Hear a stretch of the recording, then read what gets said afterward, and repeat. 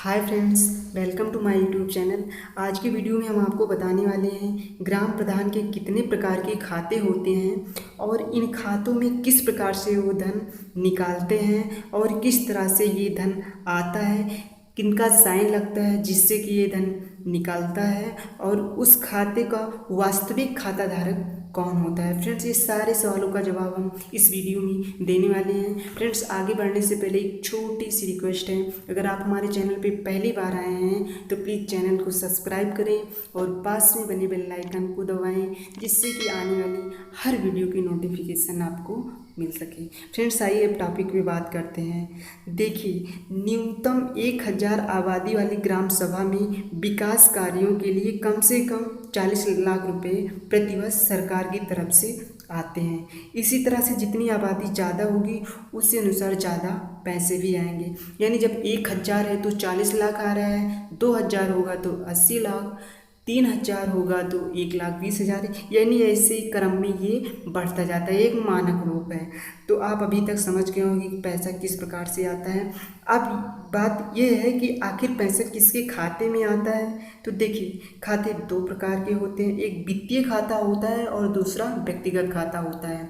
जो व्यक्तिगत खाता होता है वो प्रधान का होता है, वो अपने खाते को अपने पर्सनल यूज के लिए, पर्सनल उपयोग करने के लिए कुछ भी कर सकते हैं, उससे कोई मतलब ही नहीं है। लेकिन जो सार्वजनिक खाता होता है वो वित्तीय खाता होता है, वो सरकार की तरफ से आता है। मतलब वो सरकार की तरफ से जितनी भी योजनाएं आती हैं उसी खाते में आते हैं। तो देखिए वित्तीय, अब देखिए यहाँ पे एक बात थोड़ा सा और समझ लेते हैं, ये वित्तीय क्या होता है। वित्त, देखिए आपने सुना होगा 14वां वित्त आयोग है, 15वां वित्त आयोग है, तो आखिर ये क्या है तो थोड़ा समझ लेते हैं। देखिए, जैसे 14वां वित्त आयोग की बात करते हैं तो देखिए 2015 से 2020 तक ये 14वां वित्त आयोग था और 2020 से 2025 तक ये 15वां वित्त आयोग था। तो ये आयोग है, यानी 2025 तक ये आयोग चलेगा।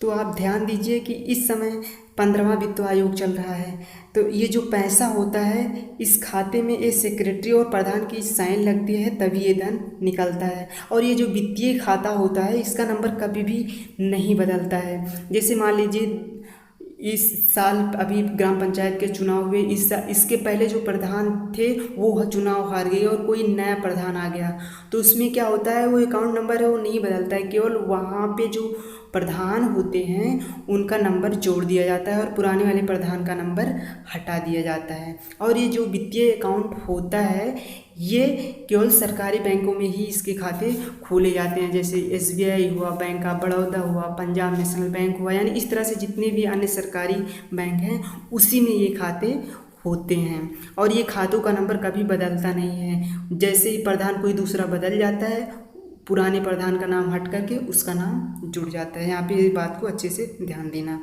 अब आइए बात करते हैं एक नई जानकारी की कि अब एक नई बात आई है PFMS। जैसा कि आपने सुना भी होगा, इस समय ये काफ़ी प्रचलित है। फ्रेंड्स, जानकारी के लिए आपको बता दूं, इसका फुल फॉर्म होता है पब्लिक फंड मैनेजमेंट सिस्टम। पहले क्या होता था, जितने भी विकास करने के पैसे आते थे वो सारा ग्राम प्रधान के इसी वित्तीय अकाउंट में आता था, चाहे वो वृद्धा पेंशन हो, चाहे कॉलोनी का हो या कोई अन्य हो, इस सारा ग्राम प्रधान के वित्तीय अकाउंट में ही आता था। तो वो क्या करते थे, वहाँ से क्या कहते हैं जितना मर्जी होता था अपना सारा पैसा ले लेते थे, जिसको जितना देना होता था अपनी मर्जी से देते थे, नहीं तो सारा रख लेते थे। यानी कि सोच लीजिए आप कितना ज़्यादा भ्रष्टाचार रहा होगा कि क्या कहते हैं व्यक्तिगत जिसको मिलना चाहिए पैसा बिल्कुल मिलता ही नहीं होगा, जो मिलता होगा तो बहुत कम मात्रा में मिलता होगा। तो इसी को देखते हुए केंद्र सरकार ने क्या कहते हैं PFMS की शुरुआत की। इससे क्या होता है कि डायरेक्ट व्यक्ति के खाते में पैसा ट्रांसफ़र होता है, जो भी लाभ होता है। यानी जैसे आप देख रहे होंगे कि जितना भी वृद्धा पेंशन आता है लोगों के अकाउंट में आता है, कॉलोनी का जितना भी पैसा आता है सारा डायरेक्ट लोगों के सीधे अकाउंट में जा रहा है, मनरेगा का जितना भी पैसा है वो भी डायरेक्ट अकाउंट में ही जा रहा है। यानी प्रधान की से इससे कोई लेना देना नहीं है। और दिलचस्प बात ये है कि जो ये PFMS शुरू हुआ था, ये मनरेगा जब से शुरू हुई उसी समय से ये भी शुरू हुआ था। यानी मनरेगा के लिए ही PFMS शुरू हुआ था, सीधे अकाउंट में पैसा भेज दिया जाता है। अब यहाँ पे बात करते हैं, जब सारा पैसा कहते हैं जो सरकार की तरफ से लाभ मिलता है लोगों को, जब व्यक्तिगत लोगों के पास भेज दिया जाता है। तो आखिर प्रधान के वित्तीय अकाउंट की क्या जरूरत है, उसमें किसका पैसा आता है? तो देखिए, प्रधान के जो होते हैं उनके कई मद होते हैं काम करवाने के, जैसे नाली बनवाना हुआ, खड़ंजा बनवाना हुआ, स्कूल की मरम्मत हुई, या इसी तरह से कई सैकड़ों मद होती हैं काम कराने के लिए। तो उस काम को करवाने के लिए ही क्या कहते हैं, प्रधान के खाते में पैसा आता है। जैसे कहीं कच्ची सड़क हुई, उसको पटवाना हुआ, मिट्टी डलवाना हुआ, तो ये सारा पैसा आता है और इसी सारे पैसे से वो ग्राम विकास के कार्यों में लगाते हैं, इसी वित्तीय अकाउंट से पैसा निकाल करके। और जैसा कि आपको मैंने अभी पहले बताया कि ये वित्तीय जो क्या कहते हैं अकाउंट होता है, इससे पैसा सेक्रेटरी की साइन लगती है और ग्राम प्रधान की साइन लगती है, तब ये पैसा निकलता है। जब ये दोनों लोग साइन कर देते हैं तो पैसा निकलता है और उस पैसे से ही सारा काम होता है।